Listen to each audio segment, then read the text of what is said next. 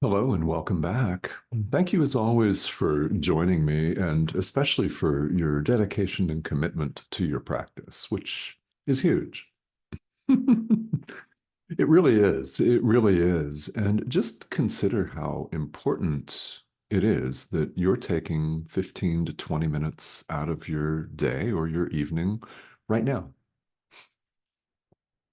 Just this little bit of time is very, very important. It has huge significance because there's so much other content out there, even on YouTube alone, not to mention the remainder of the internet, where there's a lot of stuff. There's a lot of stuff out there.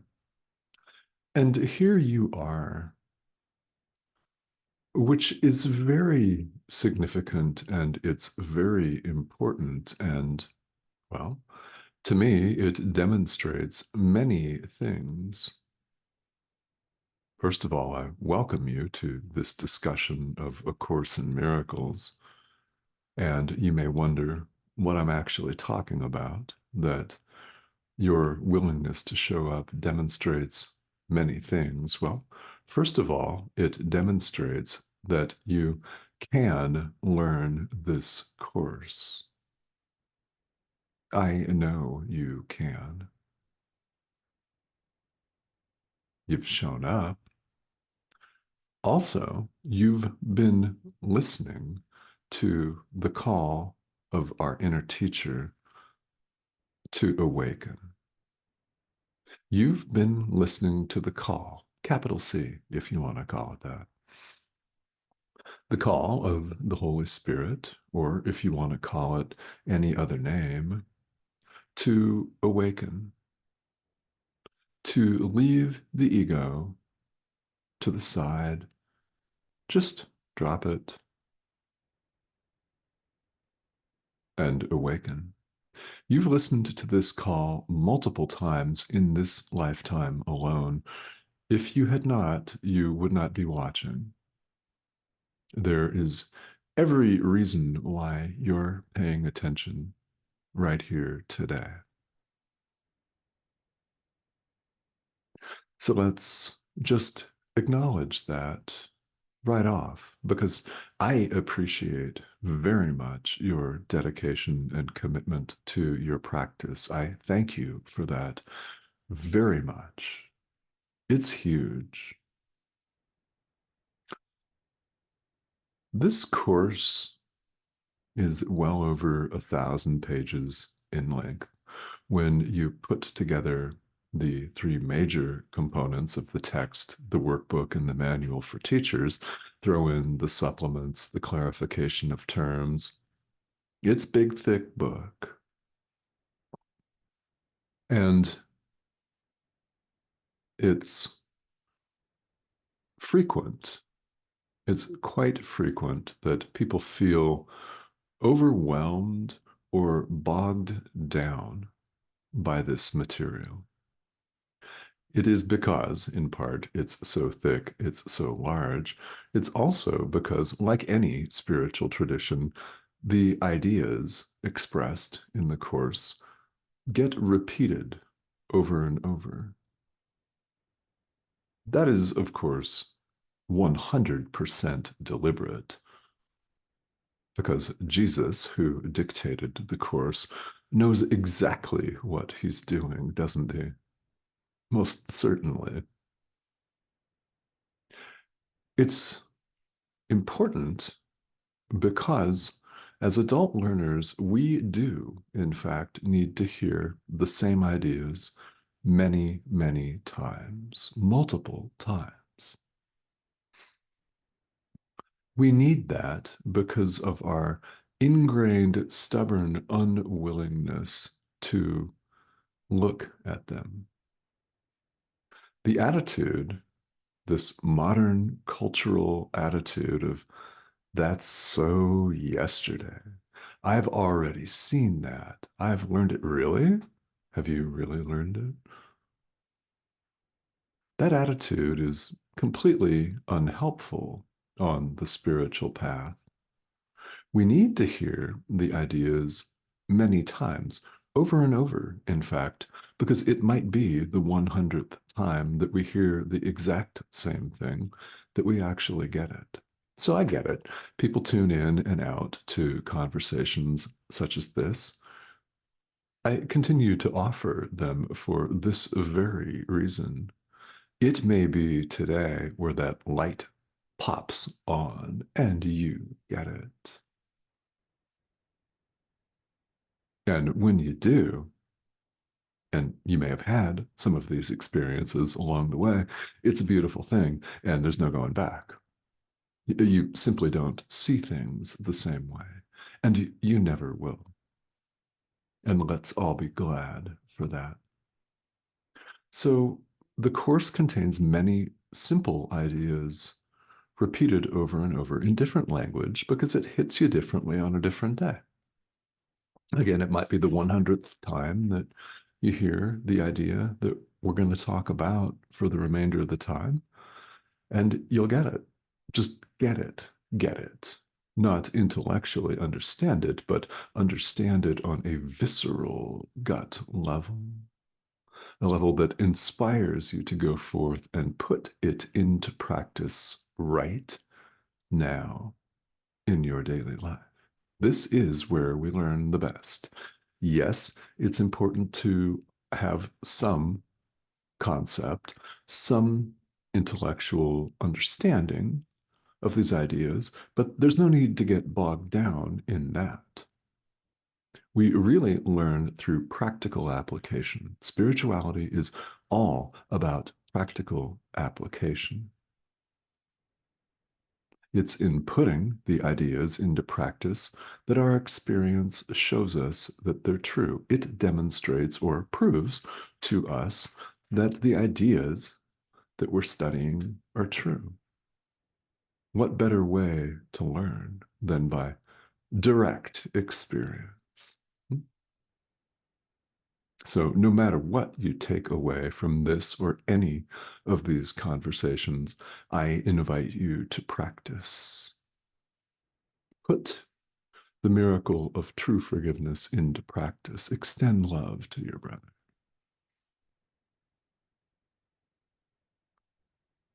The simple idea of the day is willingness. This is what we supply on the spiritual path.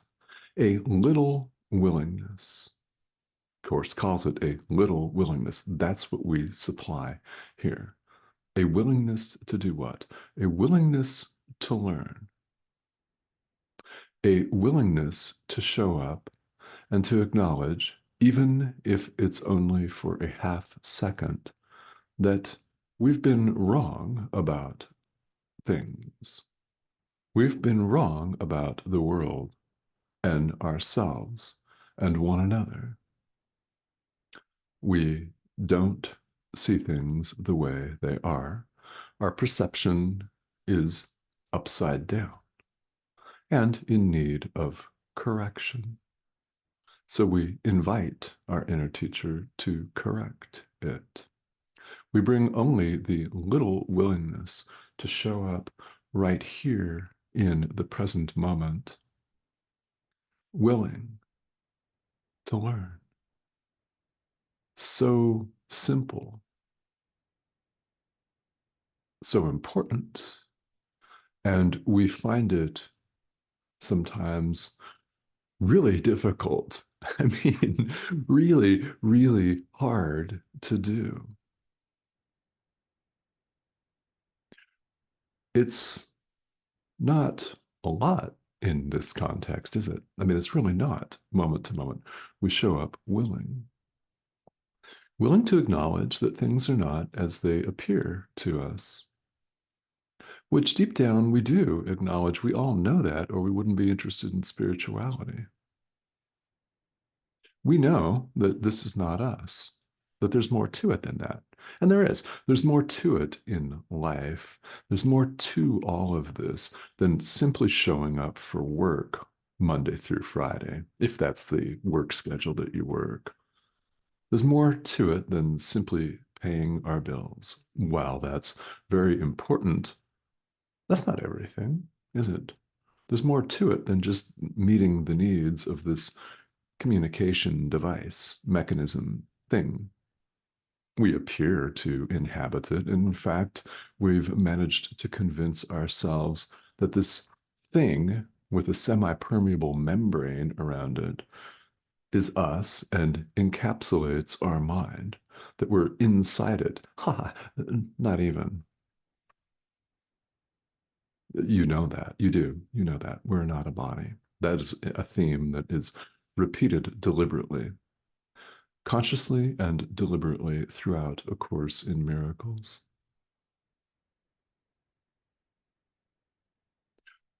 This can't possibly be the Son of God. Why? The Son of God is eternal. This is not eternal. It doesn't last. It changes one moment to the next. Its cells continuously slough off and die and regenerate themselves. Oh, until such time as they don't regenerate themselves. Then what happens to this? Right? It's finite and grossly limited. So, what do we do when we appear to be here? And in fact, we've managed to convince ourselves, though we know better, that we're encased in this thing, that this is us. It's not you. You're not a body. It's not you. Your brother's not a body. There's more to it than just that. We do all know this. And you may find yourself listening to this conversation thinking, dude, whatever, man. I don't believe a single word you say. Excellent. Excellent. You don't have to. One of the things that we aren't necessarily encouraged to do with our religious upbringings and things like that is to question everything. I mean, I was not invited growing up in not one, but two rather fundamentalist Christian traditions. I was not invited to question anything, much less everything. So, a questioning attitude here is very good on the path. If you question the truth and veracity of what this pixelated image on your screen says, no problem. If you question the truth and veracity of A Course in Miracles, thinking it's possibly bunk and a lot of hogwash and much to do about nothing, why would you ever waste a single moment of your time on this drivel stuff? If that's what you're thinking, great, no problem. Questioning is most welcome. This is the spiritual path. Question everything. However, don't stop at just questioning this. Don't stop at simply questioning this course. Keep going with that questioning mind and question literally everything. The very foundations of all you now believe. Question that. It's not you. The world that you appear to inhabit and see. Question that. Question everything and don't stop until you have. We're specifically invited in the workbook for students to do just that. So, feeling skeptical? Excellent. That is most welcome, but don't stop. Too often we stop short. We simply pass judgment on somebody and we stop with that, believing that we're right and they're wrong. We're grand and magnificent and they suck, or something along those lines. Eh. It's the simple ideas that we're most prone to reject. Why? We can't even imagine that they're true. It's too simple to be true, we tell ourselves. We introduce all of the complications of our lives ourselves. We heap the drama upon ourselves. We identify with it, and we continue to spin and cycle in it, recycling our fear and our deep seated unconscious guilt over and over, trying one modality after another, one hot, sexy, shiny, glitteringly beautiful, and attractive object after another, in rapid succession sometimes, until we're spent, overwhelmed, and confused. So, to the extent that you are feeling wiped out, spent, burned out, exhausted, overwhelmed, and confused, welcome home.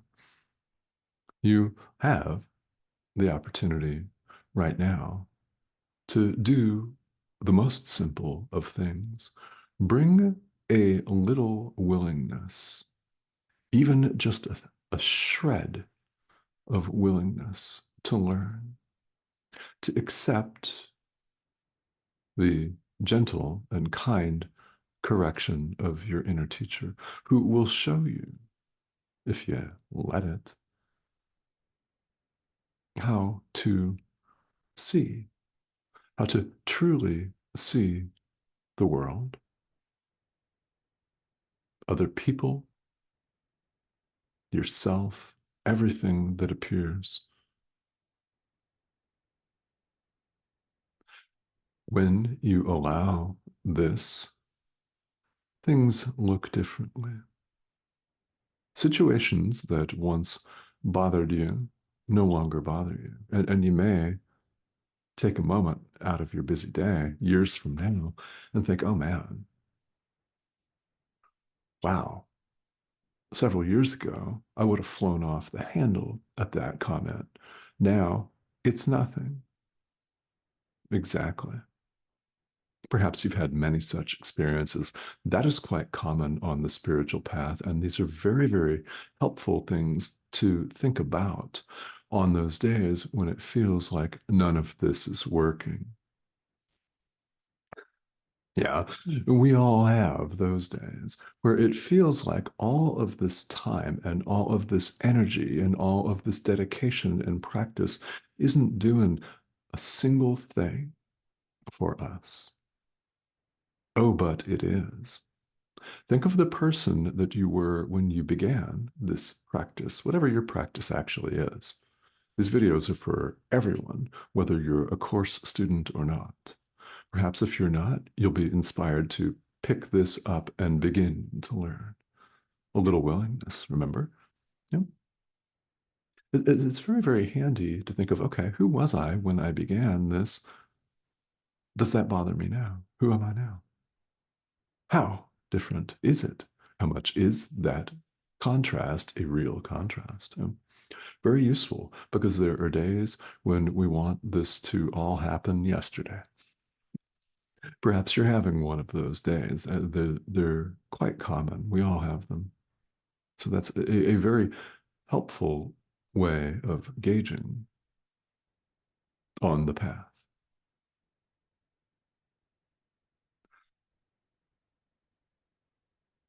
Understand also in those days where it doesn't feel like any of this is working, that this course is not about effecting change in the world of form. It's not about changing someone else's behavior. It's about changing your mind. It's not about making the world a more loving place where people vote the way you would vote in a political election, for example, where people behave in the way that you'd have them behave. It's not about that. In fact, it's not about the world at all. It's about changing your own mind. So, this is, by the way, what makes this course very, very different from a manifestation modality or a manifestation technique that seeks to change your worldly experience, whether it's getting more money or a hot, sexy lover or both at the same time. along with a yacht on the Mediterranean and a stockpile of world-class fabulous wine. Hmm. Sounds kind of attractive to us, doesn't it? Well, this course doesn't promise you that at all. It's not about getting things or having things on the level of form. It's about changing your mind. So, what happens when you change your mind is everything you look at changes. That yacht is not the point. Maybe you get one. Maybe you already have one. Are you going to invite all of us aboard? Just asking for a friend. It's not about effecting change on the level of form. It's about changing our own mind. Mind is the cause. What appears to be the outside world is the effect. You want to have a different experience. One way of looking at this is thinking of the mind as an old-fashioned movie projector. And the world that we appear to see is the screen, the images projected upon this screen. And we're sitting there, perhaps eating popcorn, deliriously happy, with lots of butter and salt or candy. Or perhaps we've snuck in a flask of booze and we're enjoying. Mind is the projector. And if you wish to see a vastly different film, what do? You don't rearrange the make-believe images on the screen, do you? Make-believe image on the screen, pixelated image on your screen. See what I'm saying? You change the film in the projector. You replace it with a different film that shows you something different. You don't change the screen. Those are just images, projected images on the screen. You change the projector. What do you need? A little willingness to change the film reel, to change the script, as it were, from the script of ego clinging and frustration and suffering to the script of the Holy Spirit. A correction, a gentle correction of your perception. What happens when you see things the way they really are? Truth dawns of itself. That's enlightenment, awakening, our direct knowing of God, the only reality. Truth is beyond all of our words. It's beyond perception completely. It's beyond all of our concepts, including language, yet it can be experienced, even right here in the midst of checking email. Really, it can be experienced right now. So, something in this course has drawn you to this conversation. It's your inner teacher speaking to you. When anything lands, know that this is simply a pixelated image on your screen. It's an assemblage of electronic dots. It is. It's an image on your screen. So, in order to see something differently, we don't attempt to change the image on the screen, do we? We change our own mind. That's how it all works. What do we bring? A little willingness. So I hope that you join me. Thank you.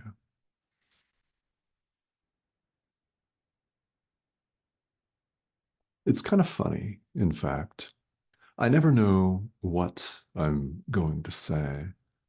And we are following more or less straight through the text of A Course in Miracles. But in each individual conversation, there's very little plan other than that. Again, when something lands for you, it is your inner teacher speaking to you.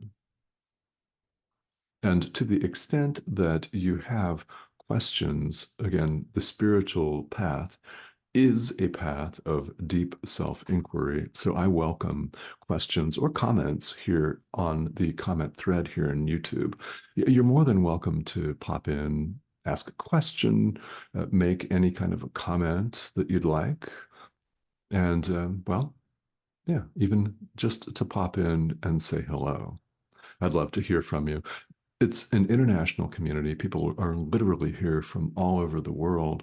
And if you have not yet subscribed and joined us, I want to invite you to please do that. That's the prompt in the corner of your screen. Click that, hover over that red and white icon down there, and it will prompt you to subscribe and join us. So please go ahead and do that if you've not.